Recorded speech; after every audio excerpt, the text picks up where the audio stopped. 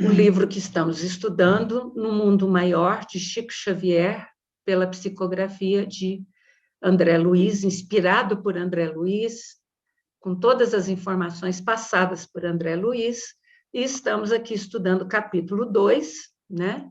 Esse capítulo 2 trata de uma preleção de Eusébio, né? E é um discurso memorável que Eusébio faz, que é um grande mentor, e a obra toda trata das enfermidades psíquicas vistas à luz da doutrina espírita. Então, nós estamos estudando o parágrafo 13 desse discurso, e que fala o seguinte, né? Nós já estudamos até aqui. É por esta razão que nossos celeiros de luz permanecem vazios. O vendaval das paixões fulminantes de homens e de povos passa ululante de um polo a outro, a semear maus presságios. Até quando seremos gênios demolidores e perversos? Ao invés de servos leais do Senhor da vida, temos sido soldados dos exércitos da ilusão, deixando à retaguarda milhões de túmulos abertos sob aluviões de cinza e fumo, ou seja, de bombas, né? Ascan hoje me disse que ele quer encerrar essa parte desses 2 parágrafos até na próxima quinta-feira, para que na terceira quinta-feira nós possamos começar aqui, ó, debalde exortou-nos o Cristo a buscar as manifestações do Pai em nosso próprio íntimo, que é quando ele começa com o Espiritismo, o porquê do Espiritismo ter surgido, né, naquela época, aqui, no planeta Terra. Bom, na semana passada, estávamos repassando sobre a Idade Média, né? Vimos alguns aspectos da Inquisição, né? Do Tribunal do Santo Ofício, os seus motivos, as suas razões. Não nos aprofundamos muito pelas razões que já passamos aqui, até porque neste grupo tem muitos algozes e tem muitas vítimas. Lembrando que esses algozes que aqui estão, que são antigos cardeais, bispos, clérigos em geral, hoje eles não estão mais nessa condição de algozes. Hoje eles estão aqui, nesse grupo, na condição de aprendizes. E é por isso que esse estudo, ainda que o esquecimento do passado seja uma bênção, o inconsciente do homem está atento. Então, esses conhecimentos que nós trazemos aqui é com o sentido de despertar em todos, vítimas e algozes, as suas mais profundas reflexões, né, no contexto de toda essa história do planeta Terra.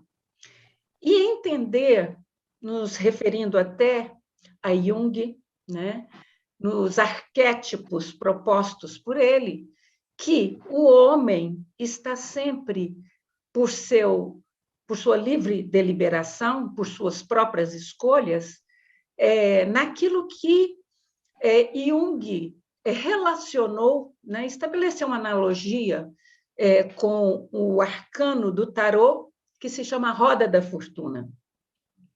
E nós temos percebido que, ao longo das existências, das reencarnações, que são nada mais, nada menos que claves de oportunidade ascensional, mas que o homem considera como séries a serem repetidas, onde ele não sai, porque numa existência ele é algoz, na outra ele se torna vítima, a lei de causa e efeito.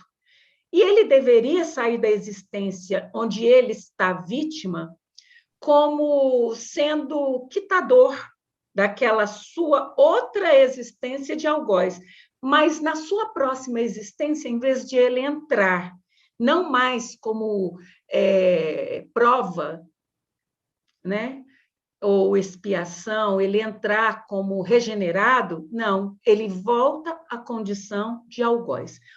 Então, ele é perseguido por determinado por X, ele é perseguido por X, na próxima existência, o X se torna vítima, na outra existência, o X volta novamente como perseguidor. E isso se torna um círculo vicioso. Por isso, a roda da fortuna, né? Então, a gente trouxe algumas orientações, algumas informações, trouxemos o exemplo de Giordano Bruno, porque foi um exemplo de alguém inconformado, de um espírito, né, enviado ao planeta para trazer um progresso, né, para trazer uma expansão, né, do conhecimento, alguém que se indigna com a injustiça que existe, com todo aquele estado de coisas, né? Alguém que contesta a forma como a religião é apresentada à humanidade, né? E tem o destino de ser queimado vivo na fogueira da Inquisição. Antes de ser queimado vivo, ele passa por martírios tão terríveis que você olha para a crucificação de Cristo e fala assim, foi fácil. Porque o homem tem uma capacidade de criar atos de maldade.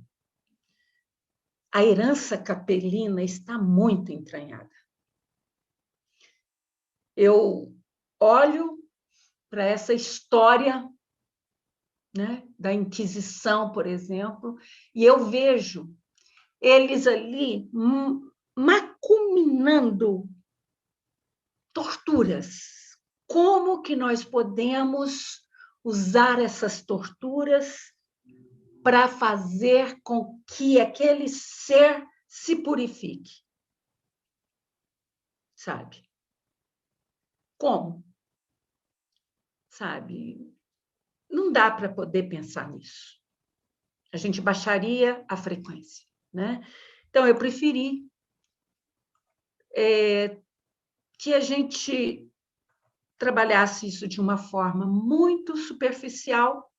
Aqueles que têm mais interesse na história podem pesquisar. Aqui nós estamos relacionando todos esses acontecimentos com a história do cristianismo e da violência dentro do cristianismo, para a gente entender o que é esse estado de coisas atuais.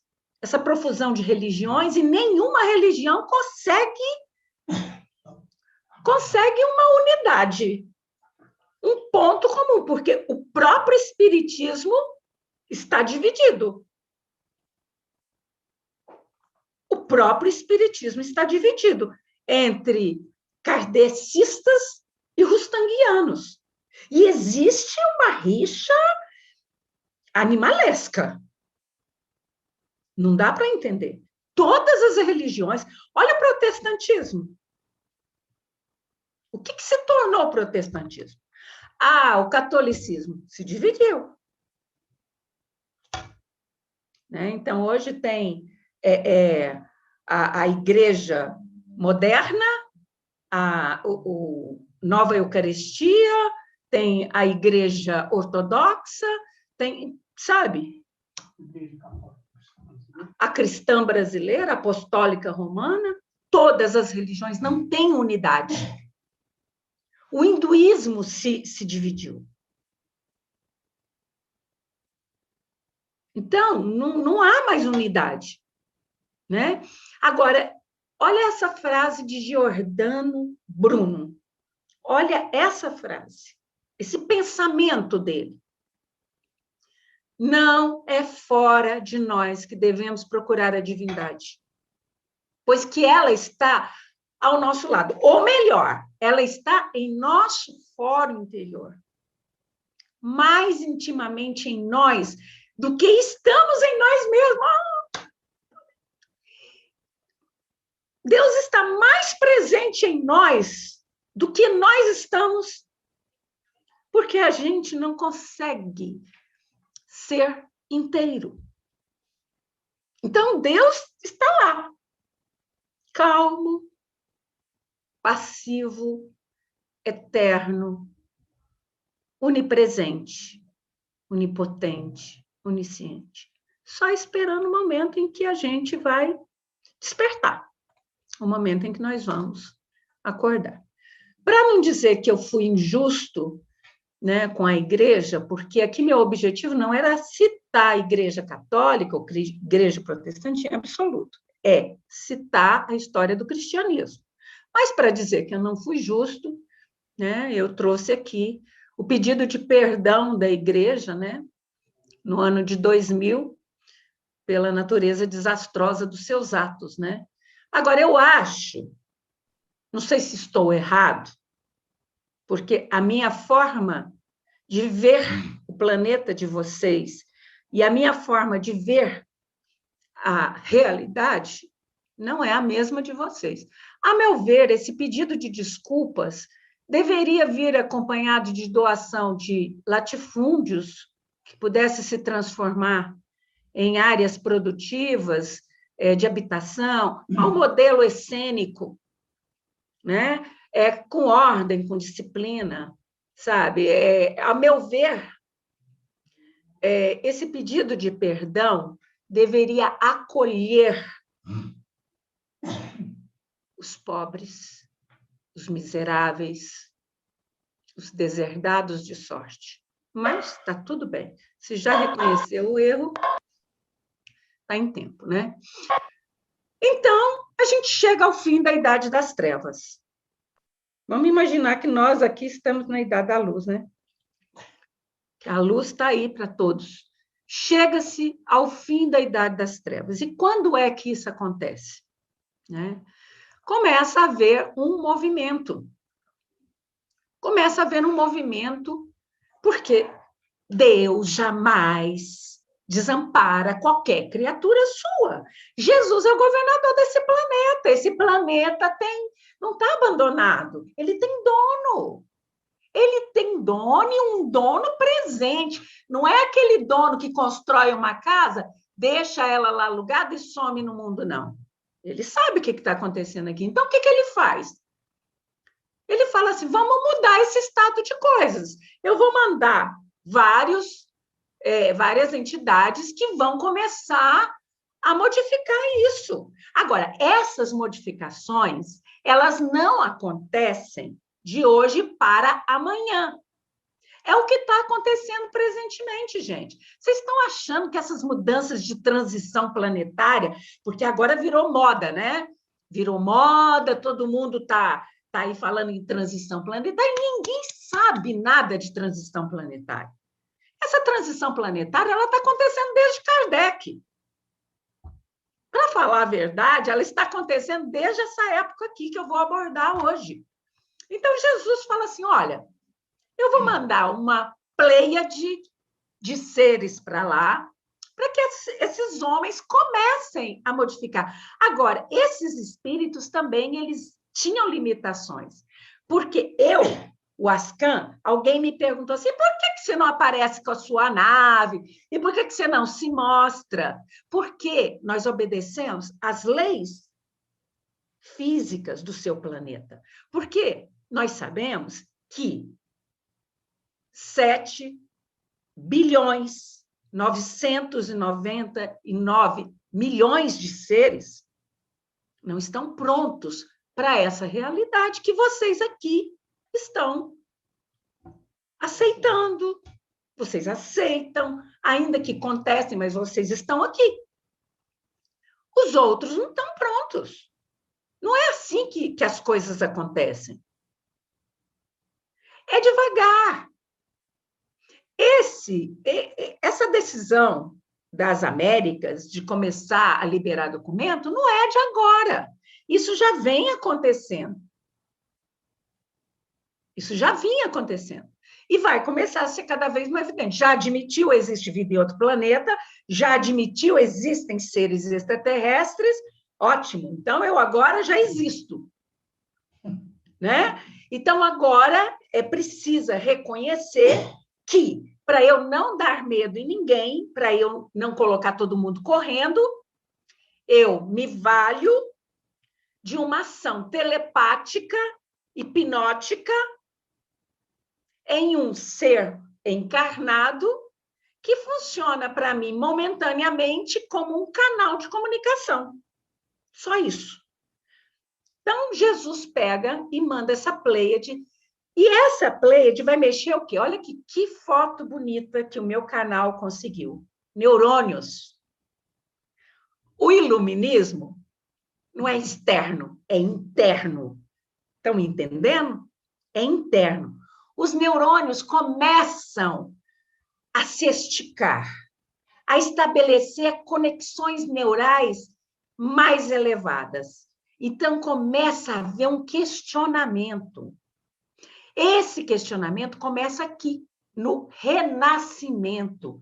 Olha a própria palavra, não precisa discutir muito. Renascimento, renascer, recomeçar. Então, veja bem, as pessoas estavam cansadas daquele estado de coisas, a nobreza explorando, a igreja mandando e desmandando, matando todo mundo, aquele abuso de poder, aquela pobreza, né, que graçava pelo mundo inteiro. Aí falou, não, chega, a gente precisa contestar isso. Agora, esse renascimento, né, começa numa época que a gente já chama, né, os seus historiadores já chamam de Idade Moderna. E olha só como que acontece. A Idade Moderna, cronologicamente falando, começa quando a Inquisição ainda estava imperando. E a Inquisição, ela é característica da Idade das Trevas. Vocês estão entendendo que as mudanças são sutis? Elas vão, né, entremeando, né? Então, a Idade Moderna, ela começa lá nas trevas e ela vai até a Revolução Francesa, né? Então, foi uma época de transição. Acaba aquela história de feudo. O que é feudo? Uma grande área, uma grande propriedade, uma propriedade fechada com um castelo central, né? Esse castelo, o senhor feudal, na verdade, ele era um rei. Ele era um rei, né? E ele tinha o seu próprio exército e tinham várias pessoas que moravam ali dentro, trabalhavam para ele, cultivavam, mas essas pessoas tinham uma parte da produção que era para o seu próprio sustento. Chega um momento em que esse rei tira essa parte do sustento, deixando insustentável a situação desses servos, desses vassalos. E é quando eles começam a sair, né, desses feudos. Esses feudos perdem os seus exércitos, eles se enfraquecem e eles são dominados por quem? Quem que estava dominando todo mundo na época? Os muçulmanos, os árabes. Né? E aí, vocês lembram da história que aí esses reis foram pedir socorro ao Papa, à igreja, para a igreja ajudar a montar um exército? Essa bagunça toda aí, essa confusão toda. Né? Mas o que acontece? O Renascimento ele foi uma transição desse movimento aí, dessa bagunça toda, para uma outra bagunça maior, que é o capitalismo industrial, a Revolução Industrial. Né? Acaba uma sociedade nobilárquica, que é de nobres, e começa uma sociedade de burgueses. Quer dizer, muda o cenário do teatro, muda o nome dos personagens, mas a peça é a mesma. Manda quem pode, obedece quem tem juízo. Não há fraternidade. Olha 3 palavras que eu vou falar. Não há fraternidade. Não há igualdade. Não há liberdade. Tem liberdade no estado de coisas? Não tem. né? Então, essa idade moderna, que foi aonde começou o Renascimento, né? Ela se caracterizou por 4 pilares, né? 4 pilares. Qual é o primeiro pilar? O primeiro pilar é o Renascimento, que nós vamos abordar.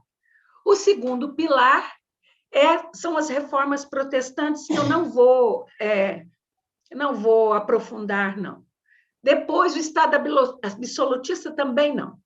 Não me interessa, e nem a expansão ultramarina, que eu vou só para vocês entenderem esse estado de coisas.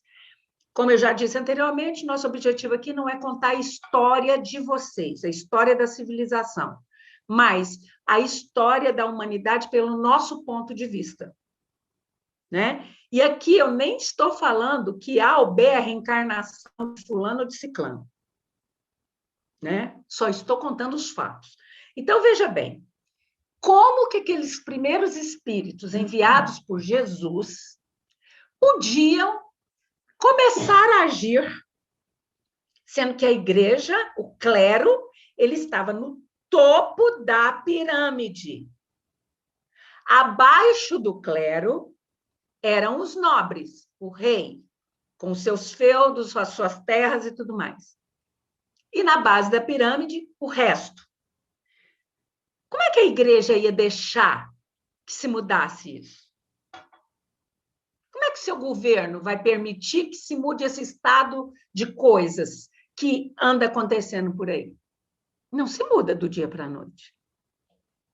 Jesus mandou aquela pleiade de homens para lá. O que eles começaram a fazer? Onde que nós vamos começar a incutir novas ideias? Na arte. A arte. A arte é o caminho para que eu possa resgatar o espírito humano. Ó, que jogada! Quem é que morreu? Quais foram as maiores vítimas da Inquisição na Idade das Trevas? As bruxas, as mulheres, as pecadoras, porque elas tinham demônio nelas, né? O que a arte vem agora e faz com a mulher? Exalta. Exalta. E aí, ai, como essa arte é herege. Porque ela exalta a mulher, começa a exaltar a mulher e mais, dá um rosto para essa mulher na forma de uma deusa pagã. Vênus, a deusa da beleza, da sensualidade, do amor. Vocês estão entendendo o que eles não entenderam na época? Porque se eles tivessem entendido isso na época, o artista era queimado vivo. Mas vocês estão entendendo o que aconteceu? Gente, pensa comigo. O que aconteceu na época do ato institucional número 5, ocorrido no Brasil? Como que se manifestavam? Através de quê? Da música, da arte, do teatro, ainda que fosse censurado. Você pega aí alguns exemplos de canções aí que são verdadeiros protestos para um bom entendedor. Então, o Renascimento, né?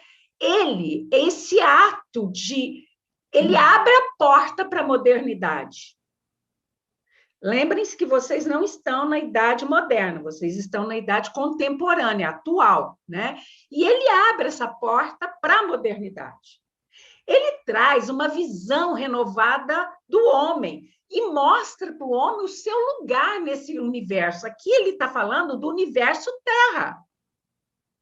E ele começa a trazer alguns métodos científicos, né, que vai constituir a base de toda a ciência ocidental. Não existia ciência até então. A única ciência que existia até aqui era a filosofia.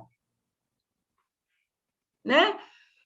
Nós já falamos aqui, Para você ser um médico, por exemplo, você estudava filosofia, você estudava teologia, você estudava astronomia, você estudava tudo. E a medicina era uma disciplina. Não havia ciência, né?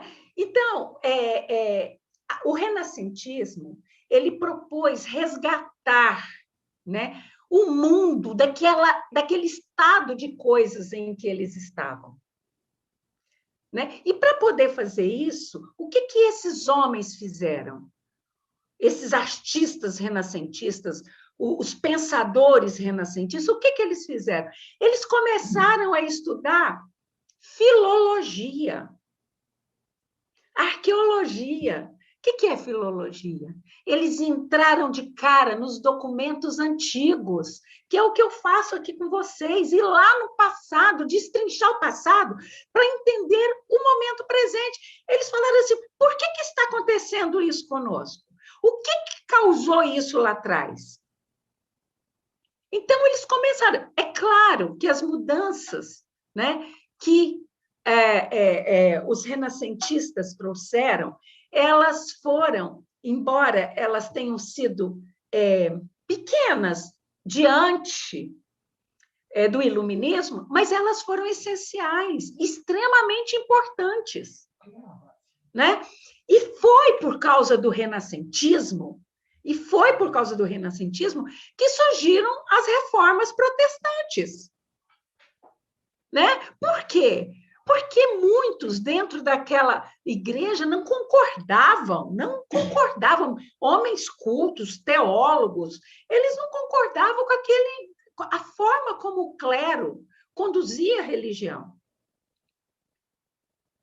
Então, eles começaram a questionar, né, os parâmetros utilizados pela igreja e dividiram essa igreja.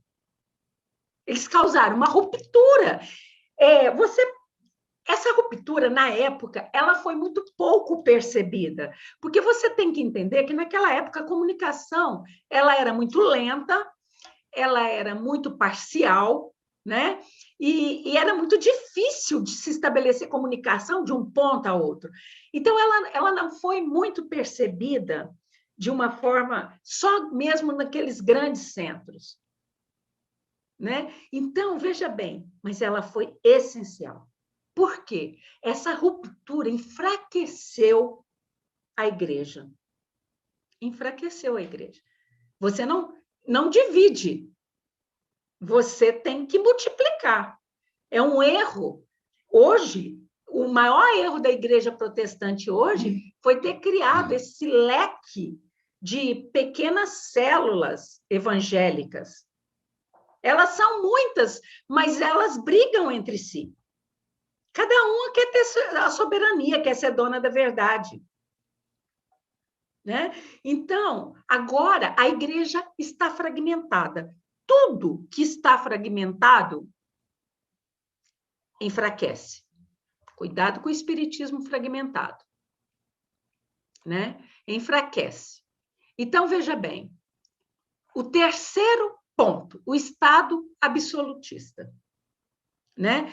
Então, vocês lembram que, na Idade Média, a Europa, o mundo europeu, porque o mundo era a Europa, né? Ele era dividido, pulverizado, né, por aquelas relações de feudos que eu expliquei para vocês. Né? E agora, com o enfraquecimento dos feudos, um feudo começa a se unir a outro para poder se defender, se proteger, que começa a se unir a outro, que começa a se unir a outro, que vira um Estado. Forma um Estado. Pode chamar Estado de país para ficar mais fácil para o seu entendimento. Não é esse o conceito exato, mas para que você possa entender. Tá? Então, um feudo se une a outro, se une a outro. Vamos imaginar as cidades de um determinado estado aqui do país como sendo cada cidade um feudo.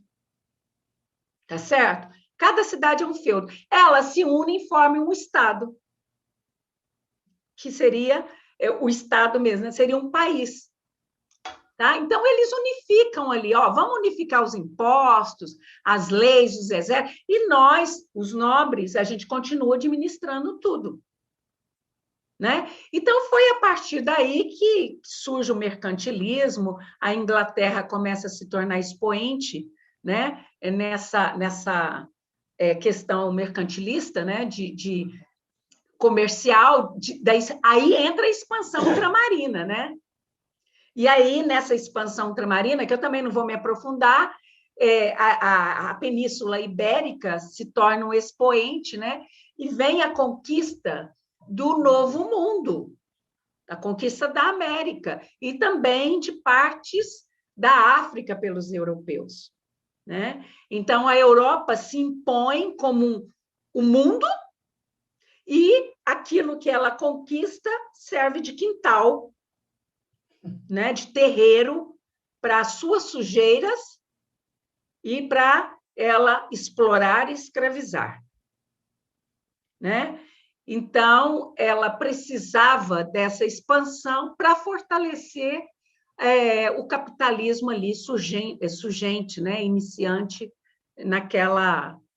Então, essa expansão ultramarina é a maior vergonha, porque não é a questão da colonização, as consequências dessa expansão ultramarina que resulta na escravidão humana, não só de negros, de pessoas da África, de seres humanos que eram reis, príncipes, rainhas, que tinham os seus costumes, as suas tradições, as suas culturas, as suas crenças, e que são subjugados, que são tratados na condição de animais, e enfim, mas também de todos aqueles povos mesoamericanos, né?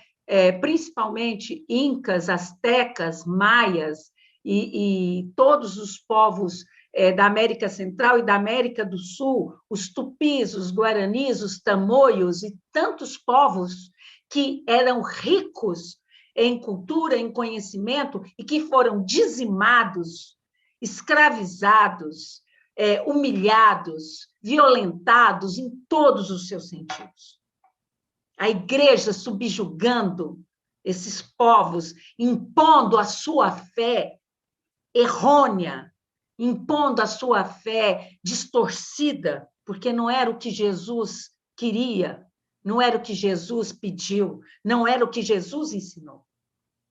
Né? Então, um momento de vergonha, um momento de crueldade, e é a coleção de absurdos da humanidade.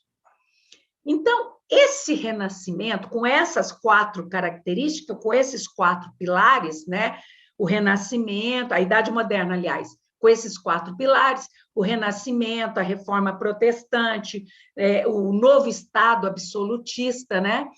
E a expansão ultramarina, ela vai criar condição ao longo daquele período para que se surja o iluminismo. No nosso conceito, o iluminismo é algo que vem de dentro para fora. É a mente iluminada, né, atendendo aquele chamado de Jesus: brilhe a vossa luz, ilumine. Né? Então, Jesus continua enviando seus emissários, né, para que esses emissários, em todas as áreas, pudessem trabalhar ativamente, né, nesse processo de transformação, de tantas trevas, de tanta escuridão. Aí vocês acham que vocês estão no pior momento da humanidade? Estão, não. Né? Então, essa palavra iluminismo, ela vai reportar, ela vai nos direcionar, né, para a ideia de clarear, de iluminar aquela sociedade europeia, porque ela estava nas trevas. Ela estava nas trevas principalmente por causa das crenças religiosas impostas pela Igreja Católica. Não são palavras minhas, não. Eu pedi para o meu canal pesquisar para vocês esse estado de coisas. Então, o que acontece? Esses espíritos, eles vêm com uma nova proposta de fazer o homem refletir, pensar. Ai, vai dar certo. Não, não deu certo. Né? Porque o homem, em vez de agregar valores, ele faz aquilo que eu falei há pouco, ele divide, ele dissocia. Então, aquela ideia lá do neurônio, estabelecendo mais conexões, se iluminando e modificando e criando e trazendo, não. Ele cria, ele usa aquela coisa tão bonita, aquele projeto tão bonito, né, para poder criar mais prisões mentais. Olha a preleção de Eusébio quando ele fala que o homem vive em gaiolas criadas por ele mesmo. Revejam a preleção de Eusébio. Vocês vão entender o que eu estou falando. Né? Então, esses seres, esses espíritos vieram fazer as suas modificações, fizeram discípulos, fizeram seguidores, mas aí começam, então, a imiscuir o personalismo, o ego, lembra que nós estudamos, né? A imposição do ego, e aí alguns começam a acreditar que é uma coisa substituindo a outra. Então tá, religião eu vou repetir uma frase posterior, mas só para a gente entender. Eu vou repetir uma frase de Karl Marx que é posterior a esse momento aqui. Mas, então tá, a religião é o ócio do povo, a religião é a prisão do povo, a religião é isso, é aquilo. Então, acabou a religião. Vamos substituir a religião pelo misticismo ou pela razão. Não é assim que as coisas acontecem. Né? Mas, enfim, vamos entender isso, então. Esse movimento iluminismo, ele começa oficialmente em 1715, oficialmente termina em 1789. Mas, como eu já falei para vocês, não é bem assim. Existe aí uma transição e tudo mais. Né? Então, o que é o iluminismo? A proposta principal do iluminismo é a ruptura com aquele estado de coisas, com o passado, e o início de uma fase de progresso para a humanidade. Né? E essa fase de progresso, Jesus entendeu o seguinte, olha, vamos despertar o homem para a razão e vamos tirar ele dessa prisão em que ele se encontra ali pelos liames dessa igreja corrupta.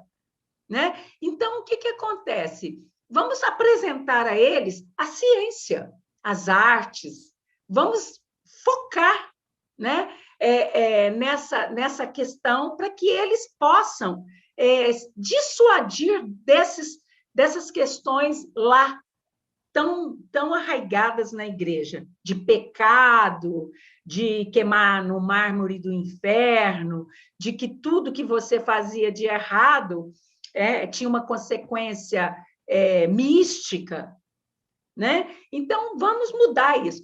E é exatamente esses processos de transformações, iguais aos que vocês estão passando agora. Né? Então, veja bem, tem um momento para começar. E o iluminismo, ele nem começa com o Renascimento. O iluminismo, ele começa, na verdade, com a filosofia grega, que é a base do iluminismo. Né? A filosofia de Sócrates, de Platão, de Aristóteles e de tantos outros. Né? O Renascimento vai permitir essa expansão cultural e intelectual, né? Infundindo na mente dos homens esses ideais de liberdade política, de liberdade religiosa, mas de uma forma sutil, através das artes, né? Então, ele começa a questionar os valores da igreja.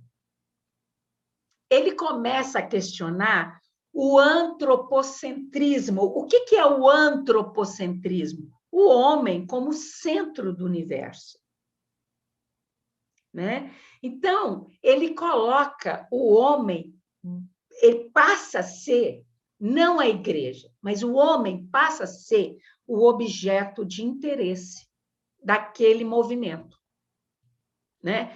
Então, isso influencia o surgimento desse século de luzes, né? E o iluminismo ele traz grandes avanços em todas as áreas, né? E ele abre as portas, né, para a Revolução Industrial, que eu não vou aqui me aprofundar, porque senão muitos de vocês que nem nunca estudaram isso e tudo mais podem ficar confusos, mas ele abre a porta para o capitalismo exacerbado, para o consumismo exacerbado, né? Para essa distorção de necessidades, porque há uma distorção de necessidades. Pensa comigo, você precisa de ter um teto para morar. Aí Deus te abençoa com recursos e você obtém esse teto para morar. Aí você não quer mais aquele teto. Você quer uma casa maior, mais ampla. Você consegue. Aí você não quer mais aquela casa, você quer. E assim é insaciável. E isso é uma crença que foi colocada na sua mente lá naquela época. O seu consumismo de hoje, sua necessidade de comprar muitas roupas, muitos sapatos, muitas bolsas, muitos carros, muitos livros, muitos isso, muitos aquilo, isso não é de agora. Não foi o marketing da Neire que despertou isso em vocês agora.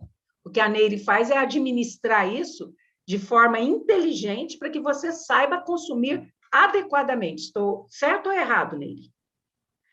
Esse seu consumismo louco, desenfreado, veio de lá, quando você estava lá, né?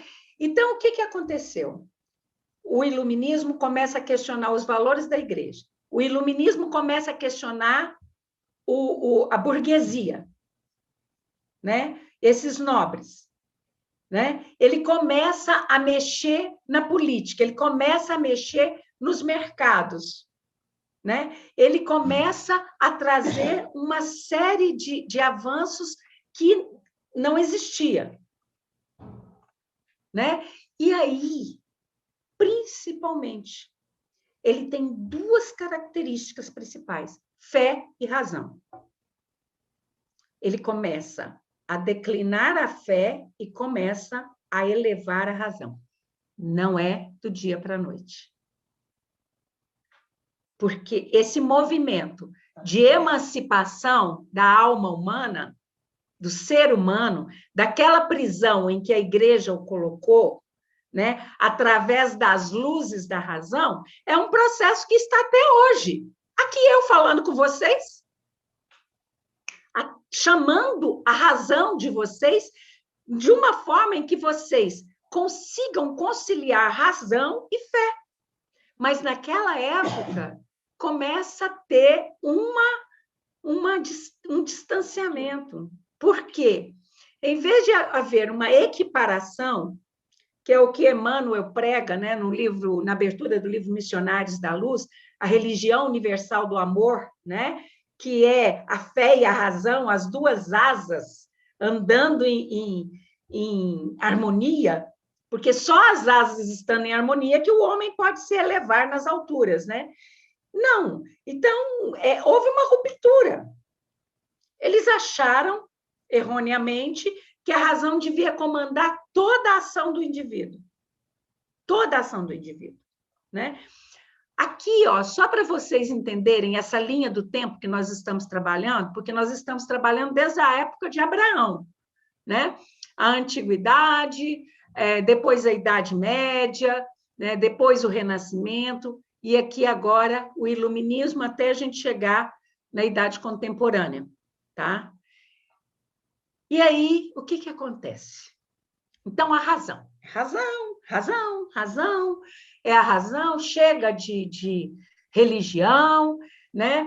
Então, agora, a chamada idade da razão, ela tem por objetivo a sua própria autonomia, né? Ela quer vencer as trevas da superstição, as trevas da ignorância, as trevas do fanatismo, da intolerância, tanto moral quanto religiosa.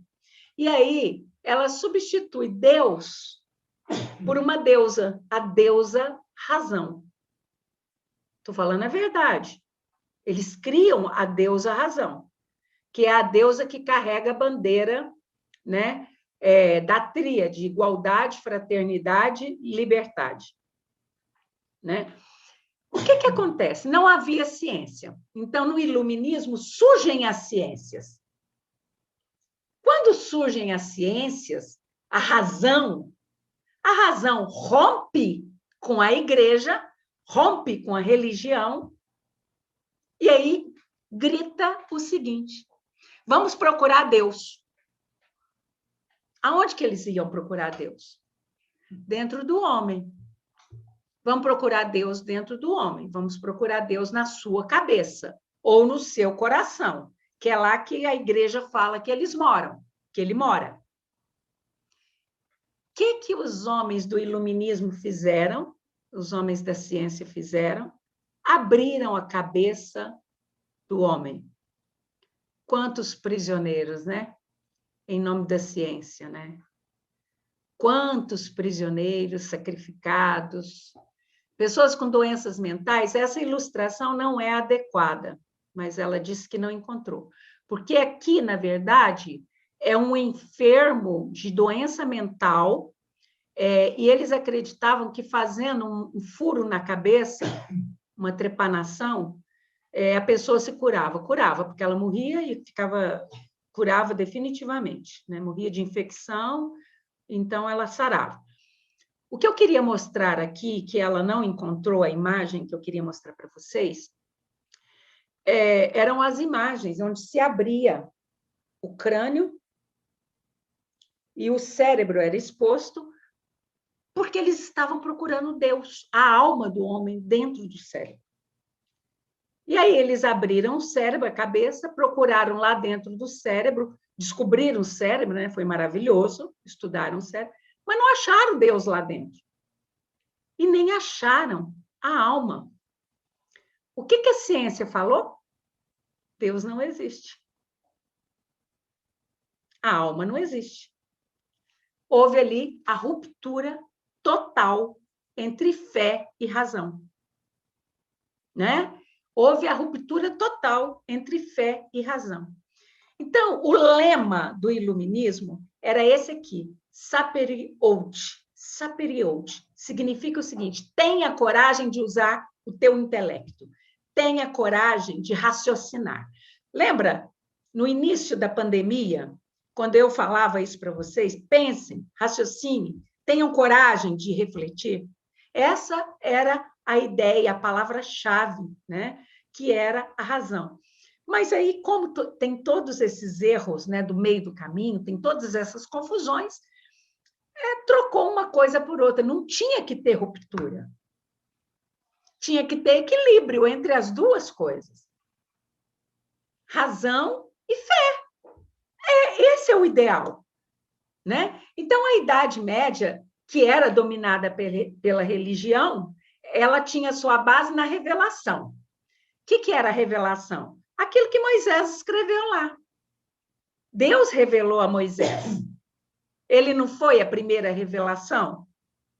Né? Ele recebeu a revelação, então a igreja usava aquela revelação como verdade. Veio Jesus e trouxe a segunda revelação. Então, a Idade Média era dominada por essas revelações. Mas o período iluminista, ele tem uma nova divindade, ele cria um novo Deus, que era a razão. E essa deusa, ela dava permissão ao homem para que ele criticasse tudo, sem qualquer espécie de preconceito. Então, a liberdade de imprensa, vamos dizer assim, é essa deusa aqui, ó. Essa é a santa razão, né? Uma coisa interessante do iluminismo, ainda tem tempo, né? Uma coisa interessante do iluminismo é que ele vai questionar, né, a religião natural. E ele vai questionar ele vai contrapor essa religião natural da seguinte forma, através do deísmo e do teísmo, né? Que vai ser tudo baseado no conhecimento racional da natureza, né? Então, vamos lá. O teísmo, né? Assim como o teísmo, o deísmo, ele acredita que o universo, que tudo que existe foi criado por um ser de inteligência superior. O teísmo acredita que esse ser superior seja Deus. O deísmo fala que não necessariamente precisa ter um Deus. O deísmo até acredita na natureza superior, como sendo uma fonte criadora, né? Então, como eu falei agora, o teísmo, aqueles que acreditam em Tel, em Deus, né? Ele tem por tradição essas revelações que foram feitas pelos profetas, por Moisés e pelo próprio Jesus. Mas o deísmo, ele vai se basear somente na razão, no livre pensar. E uma coisa bacana, nas experiências das pessoas. Então, se essas duas coisas andassem juntas, ia ser muito bom, né? A concepção de Deus não está apenas no fato dele ter sido revelado pelos profetas antigos, pelos antepassados, né? Mas sim por meio da compreensão racional da ideia da divindade. Ô, gente, olha que coisa que seria boa, né?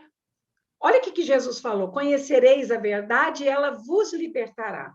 Eu estou aqui para apresentar para vocês um conceito racional de Deus.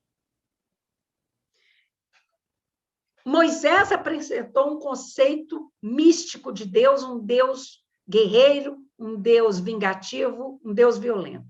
Jesus apresentou para vocês um conceito do Deus amoroso, do Deus misericordioso, do Deus eterno, do Deus de diversas moradas, né? De amor infinito.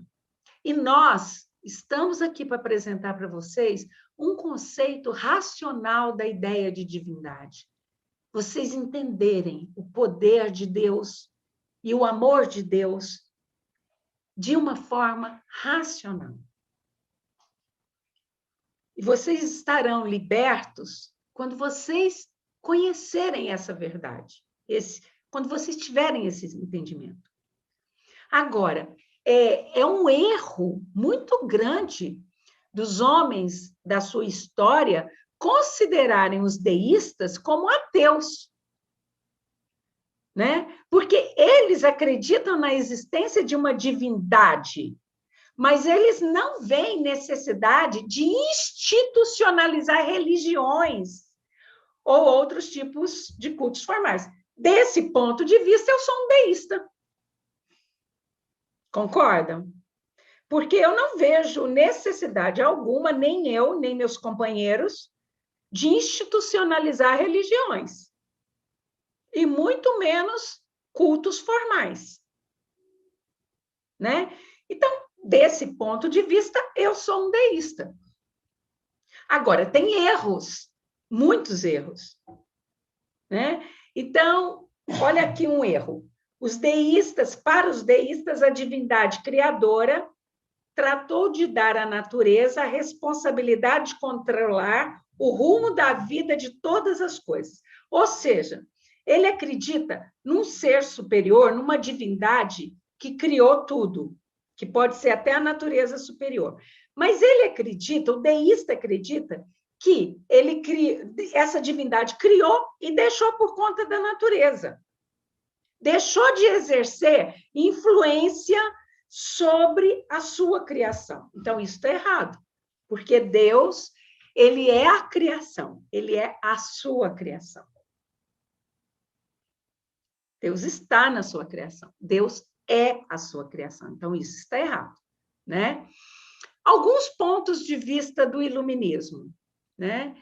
Bom, eu já disse para vocês que ele abriu a cabeça para ver onde que estava a alma. Não encontrou a alma. Então, o que o iluminismo fez? Ele começa a substituir a fé pela ciência.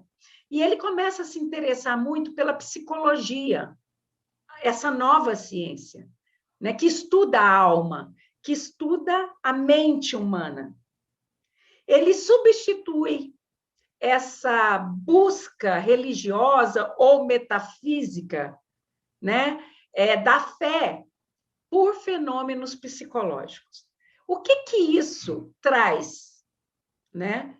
Bom, do ponto de vista ético, né? Então, ele assume pressupostos hedonistas e utilitaristas. Por que hedonistas e utilitaristas? Porque, para a igreja, a felicidade não estava ao alcance do homem. Não era possível você ser feliz aqui na Terra. Isso é outro erro da doutrina espírita, que fica dizendo para vocês que não é possível ser feliz aqui na Terra. Nós já explicamos isso também. A felicidade como êxtase não é da Terra, mas é possível você ser feliz aqui o tempo que você quiser. Isso depende de você, nós já estudamos isso também.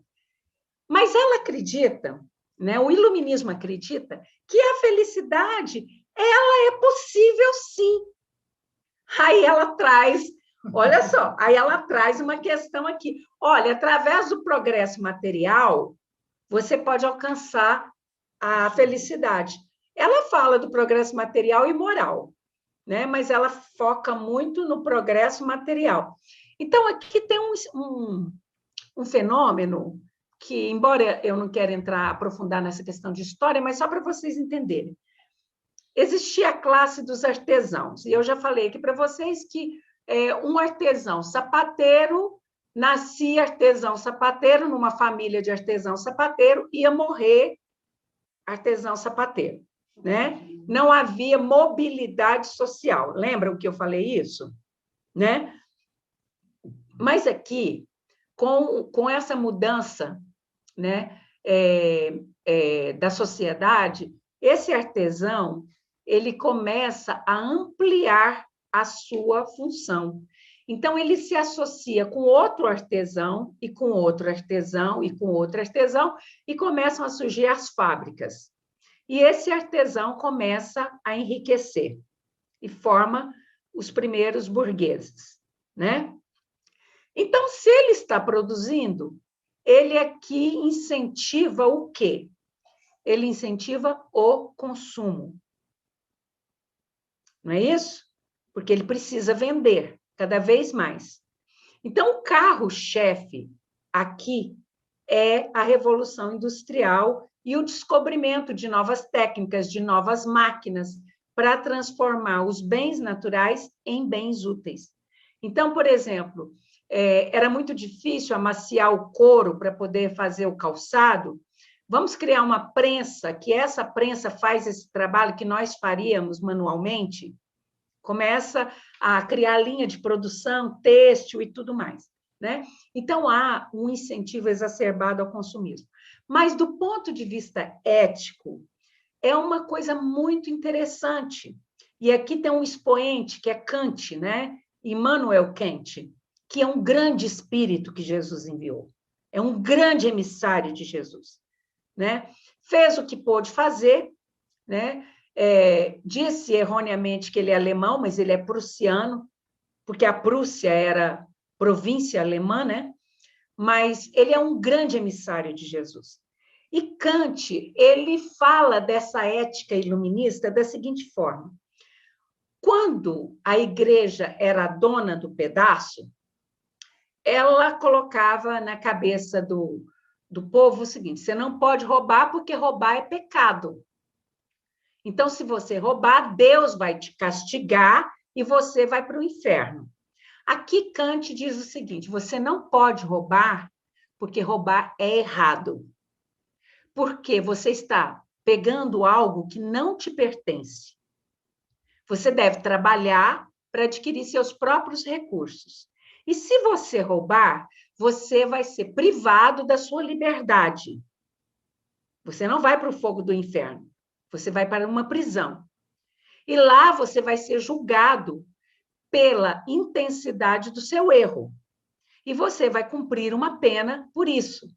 Então, Kant, eu estou dando um exemplo muito superficial, tá, gente? Mas Kant, ele vai falar de ética. E ele vai questionar aquele estado, aqueles valores que ali estavam sendo transformados. Ele vai trabalhar isso.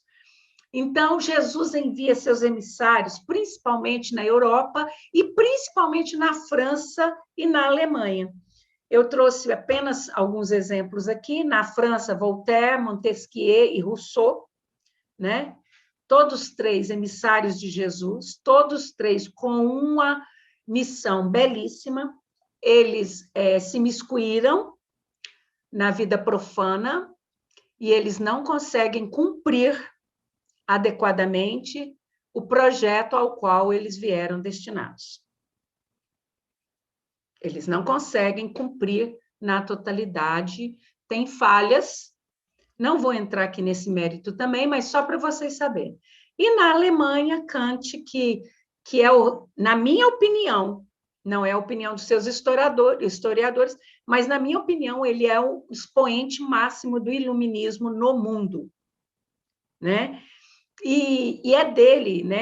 É dele que vem essa noção de que o conhecimento provém ao mesmo tempo, né, da razão e da fé. Da razão e da experiência, do conhecimento. Então, ele faz esse contrabalanço aí, né? Segundo o pensamento dele, né, aquilo que vocês conhecem como sendo a realidade, né, ela só existe a partir do processo de conhecimento. Se você traduzir isso, tá? A verdade é que o conhecimento ele vai se tornar realidade na medida em que você o pensa, que você o cria. Então, as primeiras fábricas, a criação das primeiras fábricas, né, elas surgiram de um pensamento. Eu já trouxe aqui num estudo muito antigo essa questão da fábrica fordiana, né? A indústria de Ford, primeiro, foi o pensamento de um único homem. Um único homem pensou aquela indústria de automóveis e ela se tornou realidade. Um único artesão pensou a realidade de agregar vários artesãos e aquilo tornou-se realidade em forma de uma fábrica, ainda que muito primitiva, ainda que muito um esboço de fábrica. Né? Então, veja bem, a sua realidade também, a sua realidade, ela é a expressão do seu desejo. E quando ela se torna realidade, ela vira verdade. Você vai falar para mim que a sua falta de dinheiro não existe. Existe. Se tornou verdade. Né? Então, eu estou tentando criar em vocês aquilo que também está mal trabalhado, né? Deepak Chopra, que é um contemporâneo de vocês, fala na cura quântica. A gente tentou infundir essa ideia da cura quântica e ela foi confundida lá atrás com aquela obra O Segredo, que virou modismo e deturpou-se tudo. As pessoas ficavam o dia inteiro pensando, eu quero dinheiro, eu quero dinheiro, eu quero dinheiro, eu quero... E não saía da cadeira para trabalhar, para conseguir esse dinheiro. Ação e reação. Né? Então, essa realidade, tal qual é em si mesma, né, à margem do conhecimento que se tem sobre ela, ainda que sem dúvida exista, ela é inacessível ao ser humano. Ele fala isso aqui em relação a Deus. Então, ele diz o seguinte, para todos os iluministas que questionam Deus: Deus não existe, fé não existe, religião não existe. Ele fala: Deus existe sim, é que você não o conhece, você não o tornou realidade. Então, ele fala do a priori e do a posteriori, né? Ele fala assim: Deus não se tornou realidade para você, por isso que você não o conhece, por isso que ele não é verdadeiro para você, né? Então, ele fala o seguinte, que Deus é real, ainda que ele seja inacessível ao homem, porque ele é imanente, ele existe, né, na essência, mas ele não está acessível ao toque, ao contato, mas ele existe. E Kant traz isso, né? Os curiosos aí, como Marx, leiam um pouco de Kant, é maravilhoso. É que ele também esteve muito limitado, ele não podia abrir muito o leque de informações para a época em que estava, né? Bom, então a razão suspeitava de tudo, ela desconfiava de tudo, né? Sabe, a nova é assim, se substitui a Inquisição por um extremismo racional, né? A gente faz um projeto aqui no plano astral, administrado por Jesus, né? Jesus trabalha isso de uma forma fantástica, manda os seus emissários, aí chega aqui, tem várias deturpações, enfim. Então, o que começou? Como a razão suspeitava de tudo, ela começou a querer prova. Ah, tá, Deus existe? Me dá prova. Vamos abrir a cabeça do prisioneiro para a gente ver se ele está lá dentro. É ruim, é horrível, como foi a invenção da anestesia, né? Quantos não passaram por martírios terríveis para auxiliar a ciência, né, a encontrar a fórmula dos anestésicos? Eles passaram porque precisavam passar, mas eles sofreram. E a compaixão e a misericórdia e a caridade não pode jamais se afastarem do avanço da ciência, né? Uma prova disso no seu tempo é o cuidado que, por exemplo, a farmacopeia atual tem no cuidado de não usar vítimas animais nas suas experiências, né? Isso é um avanço. Então, ele precisava de provas, de fórmulas matemáticas. Isso foi bom, porque isso acelerou o desenvolvimento, o aparecimento de diferentes ciências, né? Isso vai ajudar o espiritismo depois, né? Então, cada ciência foi se desmembrando da filosofia, que é o tronco comum, né? A geografia, ela começou a se especializar no estudo de relevos, dos solos, da demarcação de terras, né? Aí veio a astronomia, não a astrologia, a astronomia. Começou a observar as estrelas, as constelações, né? Os planetas, né? Então, isso foi criando várias ciências e elas foram saindo do tronco comum que era a filosofia, né? Junto com essas ciências, como se queria prova para tudo, veio o quê? Aquilo que o seu codificador mais gostava de fazer, o método teórico experimental. Tem a teoria e tem a metodologia de experiências, de comprovação. Isso leva àquilo que o espiritismo tem por base, que é o positivismo. Por mais que o positivismo seja interpretado de formas extremistas, mas o espiritismo, olha que paradoxo, né? Que paradoxo! O espiritismo tem como base o positivismo. é interessante a gente fazer essas incursões filosóficas, né? Bom, então, o que acontece? Acontece uma grande revolução. A revolução industrial está para o capitalismo, como a revolução científica está para o espiritualismo, por incrível que pareça. Porque o espiritismo ele só vai surgir quando toda a ciência está alicerçada. Né? Por quê? Porque o espiritismo usa a razão. Olha, qual é o lema de Kardec? A razão.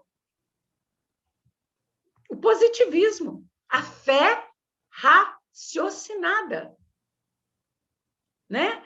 Então, vem essa revolução científica, né? E aí cria-se toda uma revolução, toda uma transformação na sociedade europeia como um todo. Eu estou falando europeia porque é de lá que as luzes saem para o resto do mundo, né? E aí, eu não vou me aprofundar, porque se eu me aprofundar nisso aqui, nosso estudo vai durar mais 10 anos só nesse pedaço, né? Mas eu trouxe em homenagem ao Ribamar, né, o ideal de igualdade, liberdade e fraternidade. Essa bandeira que é a bandeira do iluminismo e que é a bandeira da maçonaria, né? Igualdade contra a divisão estamental da sociedade, né? Estamento é essa divisão bem classuda aqui, né? Clero, reis e nobres e servos, né? Então, essa igualdade, aí, nessa questão de igualdade, vou citar Kant. Kant vem e fala assim, ó, é o seguinte, vamos imaginar que o rei de um estado, ele cometeu o crime de matar a sua esposa. E um servo cometeu um crime de matar a sua esposa. Vamos imaginar que um deputado federal do seu país cometeu um crime de, vamos falar roubo? Corrupção. E que um empregado, né, lá do supermercado cometeu um roubo de roubar um alimento lá no seu trabalho. Bom, o rei, ele vai ter um julgamento leve e irrisório. E vai ser repreendido e pronto. Mas o servo, ele poderia ser condenado até a morte. Até a morte, porque ele cometeu um crime. E ainda ia ser condenado ao fogo do inferno. Né? Então, Kant vem aqui e fala assim, não, senhor, lei de igualdade. O crime, olha a filosofia de Kant, não é quem cometeu o crime, é o crime. Qual é o peso desse crime? É peso 10? Então, esse peso 10 é aplicado para A ou para B, independente de ser um nobre ou um plebeu.